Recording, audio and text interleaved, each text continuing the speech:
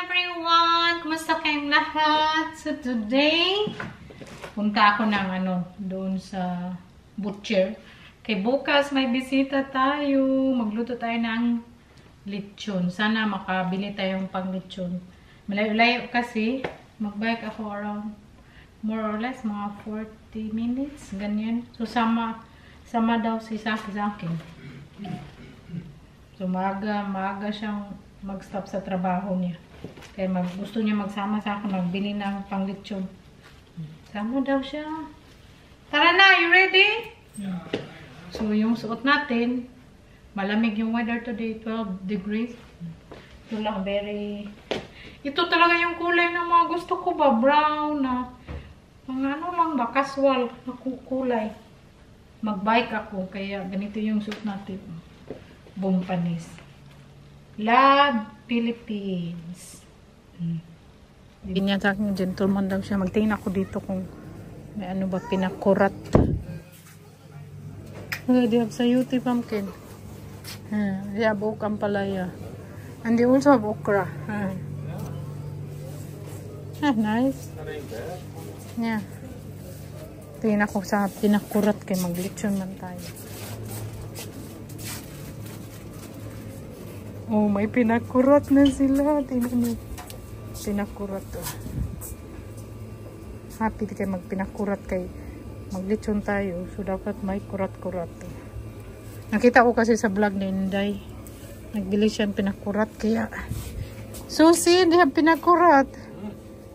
Oh, I'm so happy. May kurat-kurat-kurat. Okay, baka wala ng maybe din. Mission accomplished. Yeah, that's your favorite. Paborito din ni Saki. Baka wala ng doon ba, pang belly. Pinakurat-kurat imong matang kurat tali na. Bayad na May din sa dito. Bili ako nito kay to siya ba? Pag malapit lang Christmas nagtitinda, so bili tayo. Daming tao dito. Kabili na kami ng karne. Tapos, my darling, have up here for his favorite na Oranje Cook, typical Netherlands. Yeah. Next time I will also try there. That is the vegan. Vegan dyan.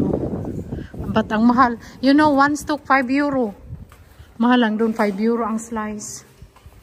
Dyan, yung bilhin namin 7 euro lang. Init kaysa labas. Ang kabili na tayo yung panglitsyon. Inuhan ko muna siya. Hugasan ko siya, tapos i-roll ko para bukas ready na. Malinit na yung ating mga kamay dyan. So, mayroon ako dito salt, paminta, garlic powder, tapos may isa akong ganitong magic, garlic, onion, and spring onion. Tapos, lagyan ko siya ng silim. Diba? Unahin na muna natin yung magic. Tinutusok-tusok ko yan, no? Kung gusto nyo makita yung paano ko ginawa yung lechon ko, i-share ko sa inyo. How to make my lechon belly. Grabe, sarap. Kung ayaw nyo gumamit ng magic, huwag na kayong gumamit. Huwag nyo na akong i-judge. Kasi lahat tayo hindi perfecto. Okay? Kung ayaw nyo magamit ng magic, nasa sa inyo yun. Kayo ang bahala. Kasi kayo man ang magluto. Washa na naman.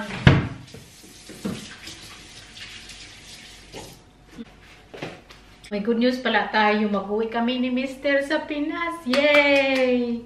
Mag-uwi kami ni Saki. Kasi nakita kami ng murang ticket ba? Hindi man mura, no? About 1,000 euro per person. So, next month mag-uwi na kami. Yay! I'm so excited kasi na-miss ko na yung pamilya ko. Everyday ko naman sila na-miss, no? Kahit magtawag kami everyday sa mama ko, kaya dati siya na iba pa din yung nasa Pinas ka. Balak namin doon mag-Christmas ni Saki, kaya lang pag doon ka mag-Christmas, 2,500 euro. So, babalik kami dito before mag-Christmas. Okay lang. Importante, makauwi tayo. So, maglagay tayo ng asin. Diba? Ang dali lang ng araw. Next month na kami mag-uwi. I'm so excited. Puhon! Maluwi ganoon. So, maglagay tayo ng madaming asin. Kung mahilig kayo magluto, ma-estimate nyo na talaga, matansya-tansya nyo na ba? Huwag kayong mag-alala kasi hindi yan maalat. Kung maalat, sila na ang bahala, yung bisita natin. Yung bisita na lang bahala kung maalat. Masad-masad dyan. Okay na yan. Lagay tayo ng garlic powder.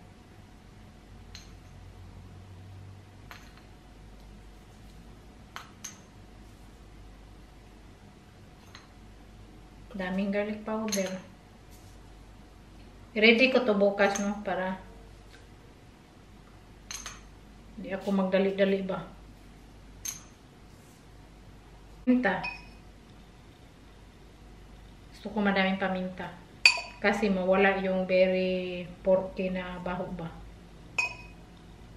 Ganyan man ako eh.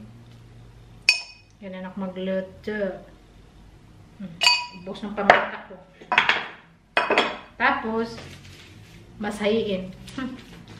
Yung paminta ba, sobra kaabog. Masahe. Hirap nito is yung magtali. Yung talaga. Maglagay ako ng sili. Hindi ko siya i-slice para hindi siya maanghang. Kasi may mga batang magkain. Dami kong garlic eh. At saka sibuyas. Wakwak na tayo nito. Wakwak tayo. Pinakahirap lang nito is yung ano bitaw i-roll. Yun lang naman. I-roll na natin. Kaya inudol ko sa paminta. Share ko rito yung paano pag-process, pagluto sa lechon. 4 hours ko siya niluto sa sa oven. 2 hours with aluminum foil, tapos 2 hours without aluminum foil para ma-steam siya sa loob. Basta share ko ulit kung paano gawin. Kumusta kayong lahat? So, get ready with me. Get ready. Nag-base ako, no? Nagmandali ako kasi tawag ng tawag siya. Tapos, katapos ko lang kumain. Sabi niya, magpunta daw ako sa city. Nandun siya sa city. Kasama yata niya yung best friend niya. Kaya may kaganapan daw doon. Sabi ko, hindi ako magpunta dyan. Uy, kasi everyday man ako nasa city. Ikaw na lang. Tawag naman siya. Dalawang beses na sabi niya, punta ka talaga dito kay maganda. May pakita daw siya. Buto eh. Tapos sabi ko, sige na nga, wala man din akong gawin. Ano talaga si Saki ba? Sabi ko na mismo, agad ako. Mag-spend ka time sa kaibigan mo. Tin white. At kuha tayong bagong jacket green. Yung partner natin kay white man. Tapos yung pantalon ko. Hindi to siya, no? Iba yung pantalon na isuot ko kaya hindi siya match sa outfit check. Ito yung sapatos natin. Tapos white. Yan. Dito ako sa city. Yung train na maliit pumasok din sa maliit na daanan. Daming tao sa city. Kasi lagi dyan. Malamig yung weather today. 10 degrees.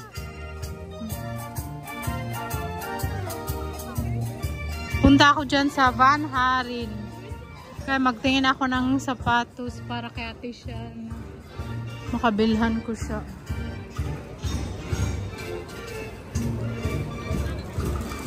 Ito yung mga sapatos na yun. Ganito.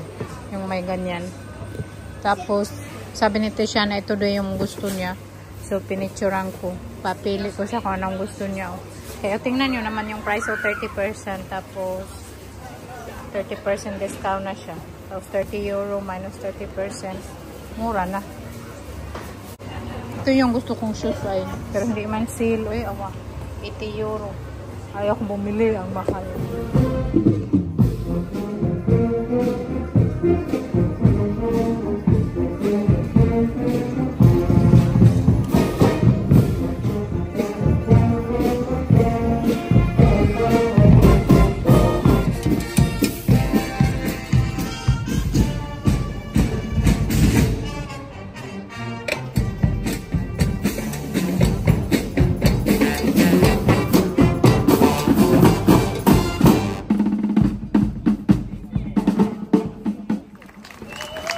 Ito pala yung mga gaganapan. Yung sinabi ni Saki ba?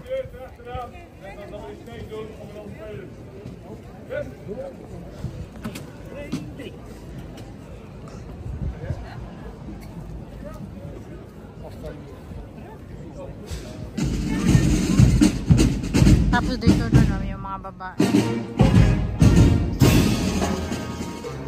Tapos may boat din dito.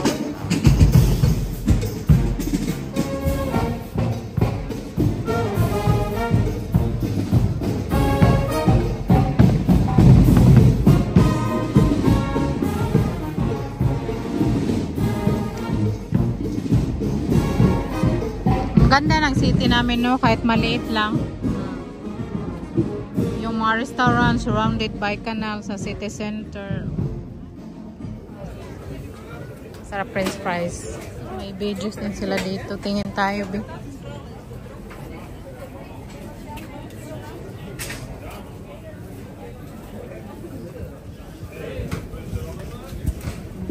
Ang ganda na avocado nila, oh. €1.50. Very pretty. Pero hilaw pa. Baka maganda lang tapos sira pala. Alam, may banana sila. Kaya lang, madami pa akong banana. Bili pala ako dito ng cotton. Wala na akong cotton. Ang gwapo. Tara na rin po. Let's go. Uwi na kami. Flex natin yung pinamili natin sa. So, nagbili ako ng chocolate. Idagdag natin sa ating black box. Ano to siya ng chocolate? Dutch na brand. Chocolate. Pero, ano to siya? Dalhin ko to sa pag-uwi natin sa Pinas. Tapos ito, cheese, chocolate na naman. Dalhin ko to pag-uwi kay, ano ba? Ilagay ko sa backpack ni Saki para pag gutom kami. Pag magutom sa airplane, kanyan. Pero may snack naman, no? Ito siya. Brooks na drink para kay Saki ko. Saki na mahilig. Tapos honey para sa ating yogurt. Pag-compot, para din siyang jam. Panglagay sa yogurt namin. Tapos peanut butter kasi gusto ko may gusto ko yung pandesal tapos peanut butter. Tapos pure ham. Siya ham para sa bread. Yung cheese ni Saki. Din ito na cheese. Grabe ka, baho. Mas baho pa to kaysa kinakain ko. Pero ang sarap. Tapos, chocolate na naman. Dalawa. Tapos ito, lagyan din natin ito. Ito. Isipalit natin kasi ito sa ating balikbayan.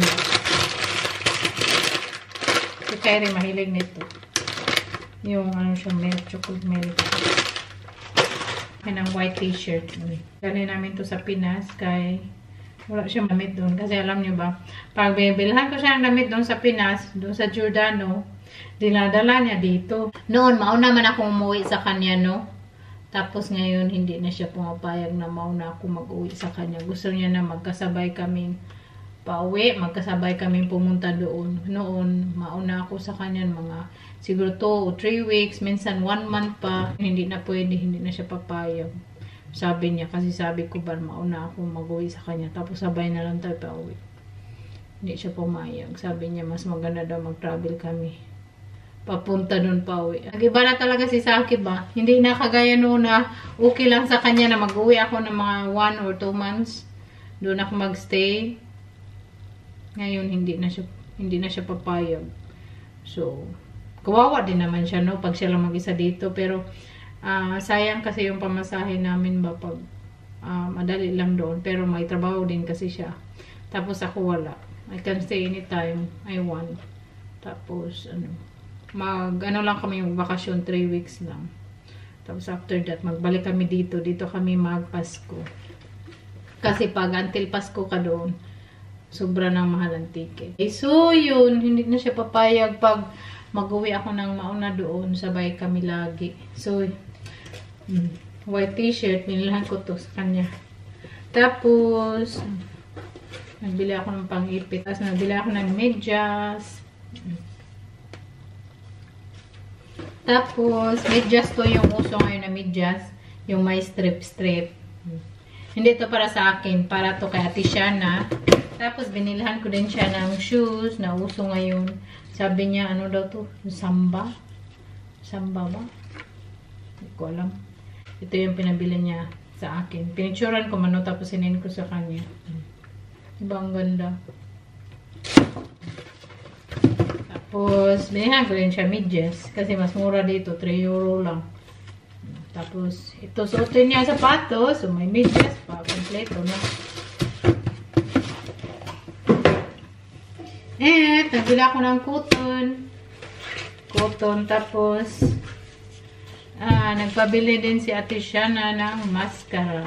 Ang ganda kasi ng mascara to, yung L'Oreal ba? Waterproof.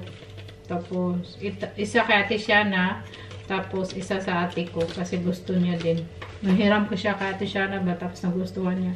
So, bigay ko yan sa ate ko yung isa. Tapos, acetone peeling para sa mukha ni Saki. Diba? Ang arte ni Saki. Dami niya yung gamit sa mukha ni Saki.